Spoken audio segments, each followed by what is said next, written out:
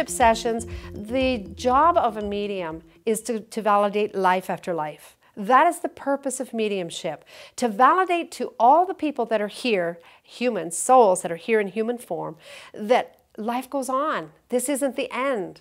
And do the best you can do here. It's incredibly inspiring when you do discover that through a mediumship session, your great-grandmother can come through and communicate with you and talk with you. Now, certainly in a mediumship session, you're going to get closure, and you're going to find all kinds of information come through about information that's going on around you right now. But the job of a medium and what he's reaching for is validation. So I look for information from my spirit contacts, I look for information from them to actually validate that they are here. And the only way I can do that is if they give me information I couldn't possibly have any knowledge of. So, I mean, something as simple as, oh my God, he loved pumpkin pie. And there's a lot of experiences.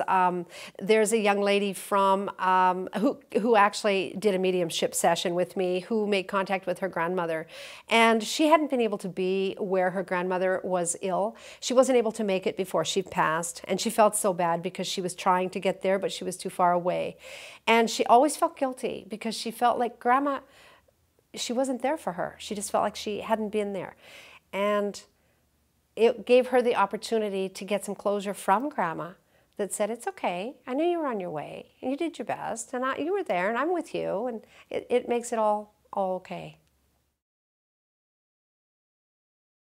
Becoming a medium was a process for me. I really did not want to be a medium. This was not a choice. And what happened for me was the mediumship started coming up. I was starting to see spirit when I was working in my massage practice. And I had a massage client who was on the table, and he was face down and almost asleep, and I was working on his calves, and it was all quiet in the massage room, the music and the candles, and I was just kind of in the zone. And I looked up, and there was a man standing at the head of the massage table. And I went, oh, there's two of you here. Just spontaneously said it, and he kind of went, describe him. Right away, it didn't even throw him, and I'm kind of shocked. So I described the man to him, and it was a friend of his who had passed 3 weeks earlier. And I was stunned. I was like, oh my God, that's a dead guy. I don't want to do this. And the journey started there. I fought it for about a year. I was treated for anxiety because when you're fighting your purpose, when you're fighting against what you're supposed to be doing, your body's going to tell you. You're going to become ill. Things are going to go wrong. And finally, I flew to Europe and said, okay, I may as well suck it up and become a medium. And I did. And I didn't just become a medium. I studied at the Arthur Findlay College of Spiritual Development. I became a full-blown psychic as well. And I was proud of it. The skills required to become a medium are discipline. Discipline, discipline, discipline, and focus. My students, the Rosebud alumni, will tell you straight up that the story I tell that's my favorite from the college, I was studying with a Welsh instructor, and I won't use her name, but she was one of the best mediums in the world, and she was having trouble with me. This is my very first adventure in mediumship, and I'm learning how to be a good medium, and I couldn't stop crying. I became very emotional. I couldn't stop crying, and I couldn't deliver the message. And I'm standing in front of my group with my back towards them. I know who the spirit is I'm connected with. I know who he is. I know who he's connected to in the class, but I just can't turn around and deliver the message because of the overload to me of emotion. And finally, my instructor, who has completely lost her patience, in Welsh patience, stood right up beside me, and she goes, discipline, Sharyn, discipline. And I went, oh. And it shocked me enough that I was able to actually then gather my wits and turn around and deliver the message from spirit. And that was my introduction into discipline in this field. Discipline is incredibly important, and being able to acquire focus is very important as well.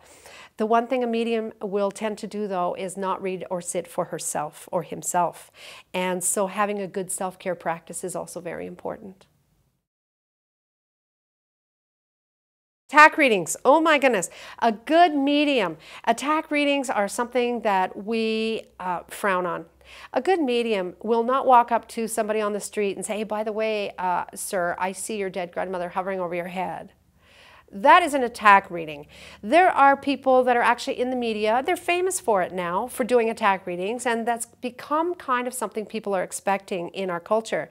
They don't like it in most cases. It's very, very disrespectful, and it's very intrusive. People have the power of choice. We have the opportunity to walk our way. We should not be interfered with in any way energetically. It should be by invitation. A lot of people will come to me and they'll ask, how can they become a medium? And one of the first things that I say to them is, develop your psychic abilities. Everyone is intuitive. Everyone has the forerunner of psychic self. So develop your psychic abilities so we can find out where your core strength is too, because that's important. But not everyone is going to develop into a full-blown medium. However, I can teach anyone who's developed their psychic abilities, I can teach them how to read and be a medium for themselves and for their family and for their loved ones. And there's a lot of satisfaction in that. There's a lot of fun for people like that. Doing this work professionally, you have to have a skill. It's kind of like having a platinum album or singing in the church choir. Good mediums are the platinum albums, and the ones that can do it for family but don't do it beyond that are singing in the church choir. And that's the comparison.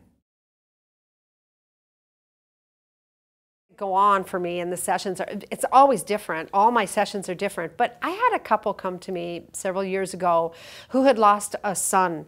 Now, I didn't know the circumstances. I don't want information when people come to see me. I want them to come in, give me their first name, that's it. Don't tell me anything. I want to get the information, because if I engage my mind, it doesn't work as well as if I engage my spirit. Spirit, mind versus brain, let's put it that way. So they gave me the information of who they were, and I reached into their energy field and instantly knew they had lost a son. And as soon as I had connected with the energy of them losing the son, I connected with the son. He came through immediately, like fast, really fast. That was surprised me. And so I told him, I said, your son is here. And they were very emotional about it. And of course, again, mediumship is validating life after life. So I needed information from the son to give to the father and mother to prove he was here, because one of them was extremely skeptical. And this red truck kept coming. He kept showing me a red truck. And I kept bringing up the red truck. And they, no, don't know anything about a red truck. And I'm like, oh my goodness. So we'd bring through some more information. Yeah, that makes sense. Yeah, that's good. But it was just so vague. It seemed so vague. The red truck kept coming back and coming back. And finally, his father just literally leapt off the seat he was sitting on. And he said, oh my God, that's my red truck. And he was supposed to get my red truck. It was a truck that was almost like they didn't drive it every day. It was like a restored older truck. And it validated for his dad that he was here and that he was well, because now the messages that I get from the son make sense to the parents. I'm not just making it up. They know that he's doing well. They know he's okay. He's communicating with us. They know the experience of, because we relived the accident and how he felt, etc., etc. It was the most liberating moment for those two people. And that to me was liberating for me too.